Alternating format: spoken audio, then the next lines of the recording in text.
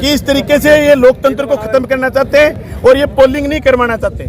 इसका चेयरमैन बनता नहीं दिखाई दिया तो इन्होंने ये रास्ता अपना लिया कि वोट पोल ही नहीं होगी। दबाव में जिस तरीके के हथकंडे अपनाए जा रहे हैं, मैं समझता हूँ लोकतंत्र शर्मसार करने वाली बात है।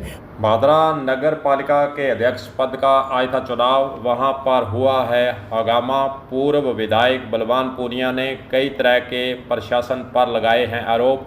वह भी आपको हम इसी वीडियो के अंदर सुनाने वाले हैं। पहले आपको बताते हैं कि नगर पालिका भादरा के लिए राज्य निर्वाचन आयोग के द्वारा जो लोक सूचना जारी की गई थी, क्या था कार्यक्रम।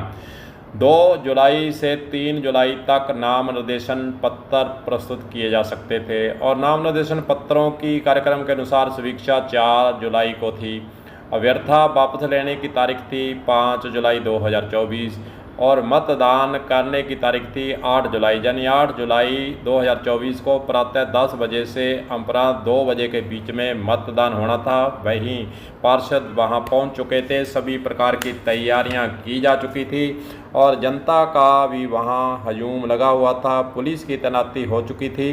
कार्यक्रम के अनुसार पूर्व तैयारियां की जा चुकी थी। इसी बीच जो एसडीएम भादरा को वहां पर रिटर्निंग अधिकारी लगाया गया था, वे मेडिकल अवकाश पर चले जाते हैं, जैसा कि बलवान पूनिया ने कलेक्टर से वार्ता के बाद कहा है। और उन्होंने कहा है कि ज़बरदस्ती जो है एसडीएम छुट्टी पर चला गया है और उन्होंने यह भी आरोप लगाया कि कांग्रेस का बोर्ड बन रहा था, इसीलिए बीजेपी पार्टी के द्वारा एसडीएम को कहीं ना कहीं अंदर खाने कहकर छुट्टी पर भेज दिया गया। हालांकि मेडिकल अवकाश पर एसडीएम भादरा गए हैं। और वहीं दूसरी ओर बलवान पूनिया के द्वारा और क्या क्या आरोप लगाए गए हैं, वह आपको पूरा हम वीडियो सुनाते हैं, सुनिए जरा।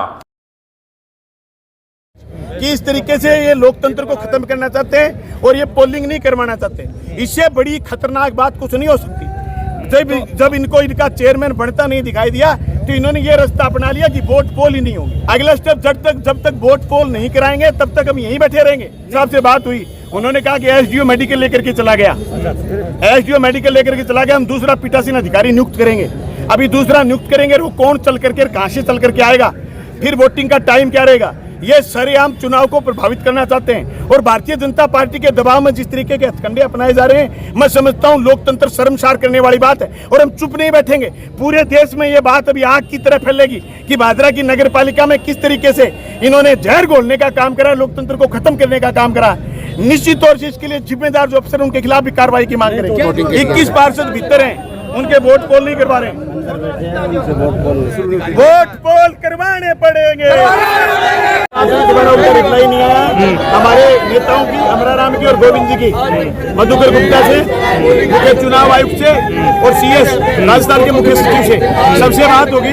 वो कह रहे हैं अभी हल निकालते हैं, लेकिन मुझे नहीं लगता कि उनकी नीयत साफ है। खतरनाक बात कुछ नहीं हो सकती और मैं स्पष्ट कर देना चाहता हूँ, ये इनके अच्छे हथकंडे नहीं चलेंगे। हम डेट डिक्लेयर करवाएंगे, यहीं बैठेंगे, डेट भी डिक्लेयर करवाएंगे, वोट पोल भी कराएंगे, जीत के निकलेंगे।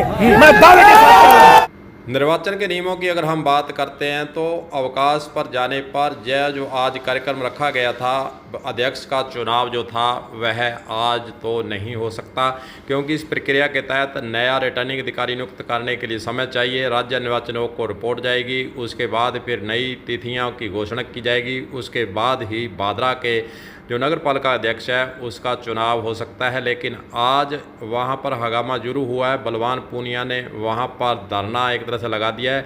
उनका यही कहना है कि जब तक नई तिथि घोषित नहीं होती और जब तक हमें न्याय नहीं मिलता, हम यहीं बैठेंगे। देखते हैं कलेक्टर के स्तर से और राज्य निर्वाचन आयोग के स्तर से कैसे इस समस्या को दूर करने का प्रयास होता है और नई तिथियों के बारे में क्या घोषणा की जाती है। यह तमाम बातें देखने वाली होंगी।